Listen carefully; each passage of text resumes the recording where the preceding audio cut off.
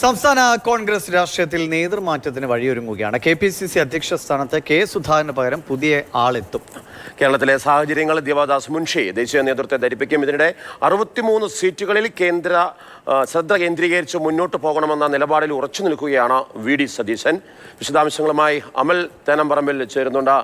അമല്, ഇന്നലെ കെ സുധാകരൻ പറയുന്നുണ്ടായിരുന്നു, ഞാനിങ്ങനെ കടിച്ചു തൂങ്ങില്ല, KPCC പ്രസിഡന്റ് സ്ഥാനത്തേക്ക് മാറണമെങ്കിൽ മാറാം എന്നുള്ള നിലപാട് അദ്ദേഹം സ്വീകരിക്കുന്നുണ്ട്. എങ്ങനെയാണ് അദ്ദേഹം അങ്ങനൊരു നിലപാടിലേക്ക് എത്തുന്നത്?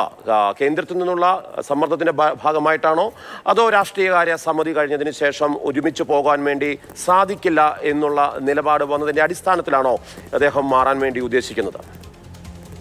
കഴിഞ്ഞ കുറേ കാലമായി സംസ്ഥാന കോൺഗ്രസ് നേതൃത്വത്തിൽ മാറ്റമുണ്ടാകണമെന്ന് വലിയൊരു വിഭാഗം ആവശ്യപ്പെടുന്നുണ്ട്. പക്ഷേ ആ തീരുമാനത്തിലേക്ക് ദേശീയ നേതൃത്വം പോയിരുന്നില്ല. ഇപ്പോൾ അങ്ങനെ ഒരു തീരുമാനത്തിലേക്ക് എത്തുകയാണ്.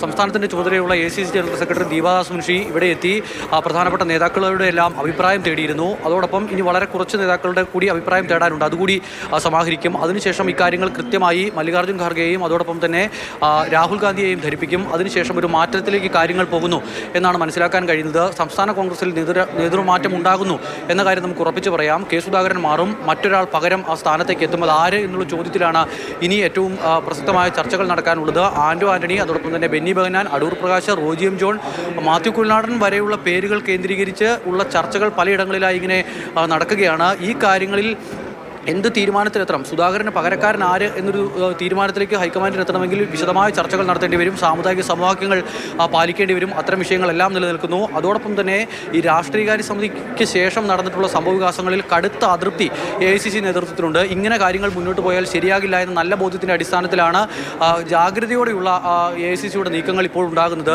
ഈ രാഷ്ട്രീയകാര്യ സമിതിയിൽ തീരുമാനിച്ചിരുന്ന ഒരു വാർത്താ സമ്മേളനം ഉണ്ടായിരുന്നു. കെ സുധാകരനും അതോടൊപ്പം തന്നെ പ്രതിപക്ഷ നേതാവ് VD സതീശനും സംയുക്തമായി വാർത്താ സമ്മേളനം നടത്തി പ്രവർത്തകർക്ക് മുന്നിലേക്ക് ഒരു ഐക്യ സന്ദേശം നൽകും എന്നുള്ളതായിരുന്നു ആ രാഷ്ട്രീയകാര്യ സമിതി യോഗത്തിലെ തീരുമാനം. പക്ഷേ ആ വാർത്താ സമ്മേളനം അനന്തമായി നീളുകയാണ്. സുധാകരൻ തിരുവനന്തപുരം വിട്ടു. ഇനി അങ്ങനെ ഒരു വാർത്താ സമ്മേളനം ഉണ്ടാകില്ല. അതായത് ഐക്യ വാർത്താ സമ്മേളനം എന്ന് പറയുന്നത് അവിടെ അവസാനിച്ചു. രാഷ്ട്രീയകാര്യ സമിതിയിൽ എടുത്ത തീരുമാനങ്ങൾ ഒന്നും തന്നെ നടപ്പാകാതെ പോകുന്നു എന്നുള്ളതാണ് ഏറ്റവും പ്രധാനപ്പെട്ട കാര്യം. ഐക്യത്തിന് വേണ്ടിയായിരുന്നു രാഷ്ട്രീയകാര്യ സമിതി, നിലവിലുള്ള പ്രശ്നങ്ങൾ പരിഹരിക്കാൻ വേണ്ടിയായിരുന്നു രാഷ്ട്രീയകാര്യ സമിതി. പക്ഷേ അതൊന്നും ആ പ്രശ്നങ്ങൾക്ക് പരിഹാരം ഉണ്ടാകുന്നില്ല എന്നുള്ളത് മാത്രമല്ല, നേതാക്കൾ തമ്മിലുള്ള ചേരിതിരിവ് ഉണ്ടാകുന്ന കാഴ്ചയാണ് പിന്നാലെ കാണുന്നത്. എന്തായാലും AICC ഇപ്പോൾ ഈ വിഷയത്തിൽ കർശനമായ നിലപാടിലേക്ക് പോകുന്നു എന്നാണ് മനസ്സിലാക്കുന്നത്.